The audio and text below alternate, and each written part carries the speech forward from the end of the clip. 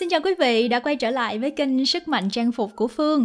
Và đây là kênh mà Phương muốn chia sẻ với mọi người về lịch sử trang phục cũng như là cách phối với từng loại trang phục. Hôm nay Phương muốn chia sẻ về lịch sử của một món đồ rất là thú vị. Một món đồ mà ngoài quần áo ra thì ai cũng có ít nhất 2 món và có người còn sở hữu cả 100 món luôn. Đó là giày dép. Lịch sử phát triển của loài người đã được chứng minh rằng giày dép là một trong những phát minh đầu tiên của loài người. Từ thời nguyên thủy thì con người đã sớm nhận thức rõ được tầm quan trọng của việc bảo vệ cái đôi bàn chân khỏi những cái địa hình lởm chởm, đá gồ ghề hay là cát nóng khi họ đi săn bắt hay tìm nơi trú ẩn. Và từ từ thì giày dép có cả một chặng đường lịch sử phát triển dài và thú vị lắm đấy. Trước đây giày dép được làm thủ công, nhưng ngày nay thì giày dép là một phần của công nghiệp sản xuất, mang lại những lợi nhuận khổng lồ hàng năm. Lịch sử phát triển của giày dép có thể được chia thành các giai đoạn như sau.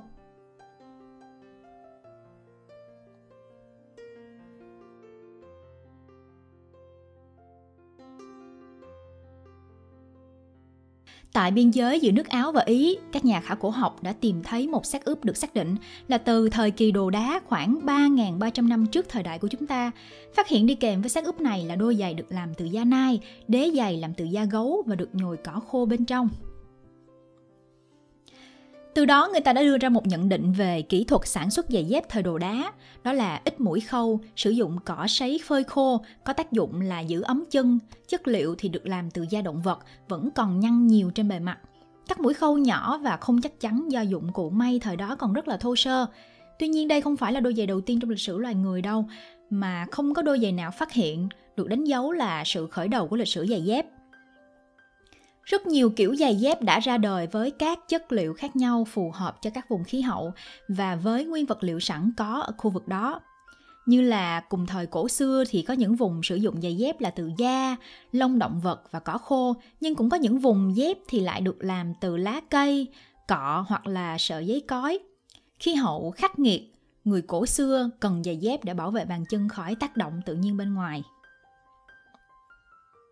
Những kiểu giày với thiết kế hoàn hảo bắt đầu xuất hiện vào thời kỳ di cư, thế kỷ thứ 4 đến thứ 6, giai đoạn suy tàn của đế chế La Mã. Và trong các cuộc thập tự chinh vào thế kỷ thứ 11 đến 13 thì người châu Âu thực hiện các cuộc xâm lăng châu Á. Thời trang giày dép phương Tây bắt đầu phát triển nở rộ, những kiểu dáng mới lạ, độc đáo, phổ biến phát triển mạnh nhất là ở Ý và Tây Ban Nha, với một loạt những cái chuỗi cửa hàng, thương nhân và thợ thủ công phát triển với tốc độ chóng mặt. Hai quốc gia này là cái nôi thật sự của giày dép và các trang phục thời trang. Và bây giờ chúng ta sẽ cùng đi qua từng giai đoạn lịch sử khác nhau của giày dép nha.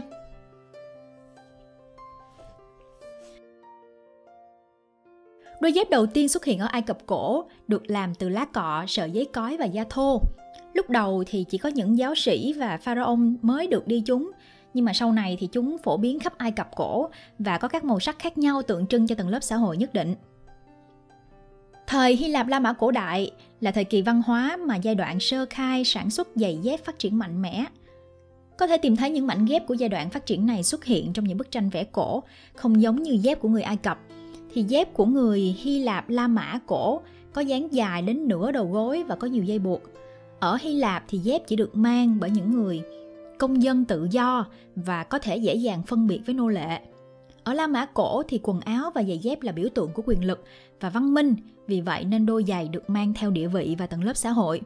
Dưới đây là những mẫu dép của lính La Mã cổ.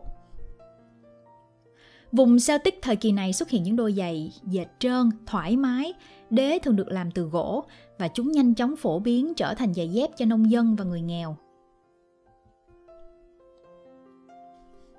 Mặc dù thời Trung Cổ được coi là thời kỳ đen tối, nhưng trong giai đoạn này, rất nhiều xu hướng giày dép và thời trang mới. Những đôi giày nhọn đầu tiên là giày Goodyear nguyên thủy xuất hiện. Đầu thời Trung Cổ thì giày Espadrilles từ Pyrenees đã đến Trung Âu và trở nên rất là phổ biến. Những đôi giày này làm từ chất liệu vải đay nhẹ và thoải mái, nhưng phù hợp cho điều kiện khí hậu ấm. Chính vì thế mà chúng không được sử dụng ở Bắc Âu. Bắc Âu và Trung Âu, giày da được sản xuất với kiểu da trùm ở phía ngoài và khâu với đế giày. Với cấu trúc gần như liền mạch và đường may ở bên trong giày, thiết kế này chỉ sử dụng với chất liệu da mềm dẻo thôi. Thời trang nam và nữ có những khác biệt lớn trong thời kỳ này và tiếp diễn cho đến cuối thế kỷ thứ 18. Hầu hết là chú trọng vào nam giới. Bạn có bất ngờ không khi mà nam giới mới là người đầu tiên đi giày cao gót đó? Cho đến cuối thế kỷ thứ 18 thì chân của nam giới vẫn luôn được coi là tiêu chuẩn của phái đẹp. Mặc dù phụ nữ cũng đi những đôi giày đẹp mắt, nhưng chúng bị giấu dưới váy dài rồi. Chính vì thế mà nam giới chính là những người quyết định về thời trang nói chung và giày dép nói riêng của thời kỳ này. Xu hướng thời trang và sản xuất giày dép bắt đầu ở những nước có nền kinh tế tốt, phát triển nhanh và mạnh về nghệ thuật cũng như là thẩm mỹ, như là Tây Ban Nha và Ý giữ vai trò quan trọng trong thiết kế trang phục của thế kỷ thứ 16. Giày sản xuất tại hai quốc gia này đã xuất khẩu và lan rộng khắp châu Âu. Những đôi giày có trang trí hoa văn đẹp mắt, được làm bằng những chất liệu mới nhất, thời trang nhất lúc bấy giờ. Trong thời kỳ Phục Hưng thì các vị vua châu Âu thường đi giày có gót rất cao để thể hiện cái quyền uy của mình. Họ cũng có thể bình tĩnh đi thẳng qua những vũng nước vì gót giày cao tới 30cm. Những đôi giày này là nguyên mẫu của giày platform hiện đại. Vua Louis XIV của nước Pháp, hay còn có tên gọi khác là vua mặt trời, là người đã đóng góp quan trọng trong việc truyền bá sự phổ biến của giày cao gót thời bấy giờ. Thời kỳ Phục Hưng, những đôi giày mũi nhọn thay thế cho những đôi giày mỏ vịt, có mũi rộng và vuông. Phụ nữ cũng bắt đầu đi giày platform. Trong giai đoạn hồi sinh văn hóa thẩm mỹ và thời kỳ phát triển của các hiệp sĩ cao quý, những hiệp sĩ bắt đầu sử dụng loại giày cao đến mắt cá chân, giúp họ cảm thấy thoải mái khi cưỡi ngựa và chiến đấu. Baroque là một trong những giai đoạn văn hóa gây tranh cãi nhiều nhất, đặc trưng bởi sự phức tạp, tự phụ, kịch tính và thiên hướng về sự vĩ đại. Do đó không có gì ngạc nhiên khi thời kỳ này, giày dép được làm từ những chất liệu đắt tiền như nhung, satin, lụa, trang trí hoa nhân tạo, ruy băng và đá quý. Đàn ông đi giày cao gót có màu đỏ để thể hiện cái địa vị của mình. Thế kỷ thứ 17 thì nam giới bắt đầu đi giày bốt kèm với những đôi tất lạ mắt. Giày dép trở nên quan trọng hơn đối với phụ nữ, vì thế giày dành cho nữ trước vốn khiêm tốn thì thời kỳ này là có nhiều trang trí và họa tiết thêu rất là cầu kỳ. Giai đoạn tiếp đến là Rococo đã thay thế cho Baroque. Điểm nhấn chính của phong cách Rococo chính là khóa cổ điển và cà vạt quai dày. Mãi đến đầu thế kỷ thứ 19 thì giày dép của nam giới và nữ giới mới bắt đầu có những khác biệt rõ nét về kiểu dáng, màu sắc, gót và hình dạng giày phía trước. Tuy nhiên, bước đột phá lớn nhất đối với sản xuất giày dép chính là cuộc cách mạng công nghiệp. Các nhà phát minh về thời thủ công ở Anh và Bắc Mỹ đã phát minh ra máy may giày dép và bắt đầu sản xuất hàng loạt giày dép bằng vải. Jan Ernst Matzeliger đã phát triển một phương pháp đóng giày cho phép có thể tạo ra 700 đôi giày mỗi ngày. Giày dép trở nên dễ tiếp cận với mọi đối tượng và cuối cùng từ giữa thế kỷ thứ 19 có sự khác biệt trong thiết kế đối với giày cho chân trái và giày cho chân phải. Thế kỷ thứ 19, giày có dây buộc bắt đầu trở nên phổ biến khi người Mỹ bắt đầu làm cứng đầu dây buộc giày ở cuối thế kỷ thứ 18. Loại giày cao trên mắt cá chân có dây buộc đã trở thành một trong những kiểu giày tiêu chuẩn phổ biến nhất dành cho nam giới. Thế chiến thứ nhất, giày Oxford trở nên rất thông dụng, phổ biến và được phụ nữ sử dụng rộng rãi. Đó là thời điểm mà phụ nữ ngừng mặc những bộ quần áo, trang phục cầu kỳ và hình ảnh bắt gặp thường thấy là những người phụ nữ buồn rầu, chịu tang làm tất cả các công việc gia đình.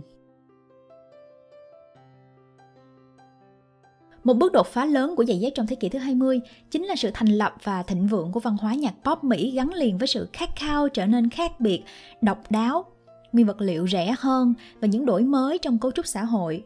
Lối sống đã thay đổi diện mạo của các quý ông và quý bà. Giày dép lạ mắt và chất lượng cao được thay thế bởi xu hướng và màu sắc. Các diễn viên Hollywood và ca sĩ ảnh hưởng rất lớn đến sự hình thành xu hướng và phổ biến của các loại giày dép mới, như là băng nhạc The Beatles với giày Chelsea Boots, nữ diễn viên Audrey Hepburn với giày Kitten Heels.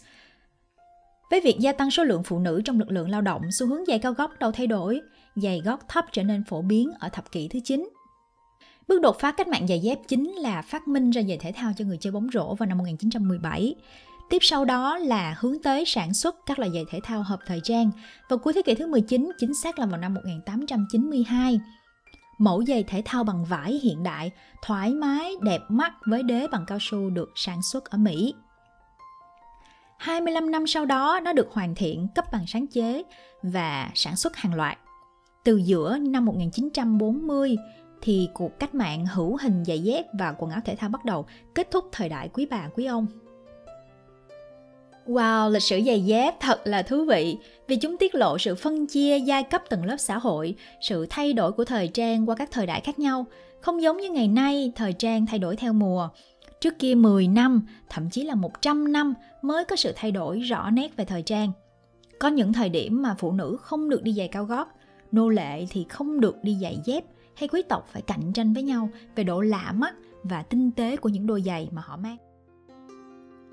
Ngày nay với sự tự do cởi mở của xã hội, không có luật hạn chế quyền con người, chúng ta có thể mặc bất cứ thứ gì chúng ta muốn. Chúng ta có thể theo xu hướng đi những kiểu giày dép khác nhau cho mỗi sự kiện, dịp lễ hay là tùy tâm trạng và cách phối trang phục để cho nó phù hợp với hoàn cảnh. Và trong thế kỷ thứ 21 này thì với sự phát triển của công nghệ đã cho phép chúng ta có được những đôi giày rất là bền, chất lượng tốt và còn thời trang nữa. Và chúng ta không chỉ sở hữu một đôi mà còn có cả một tủ giày luôn.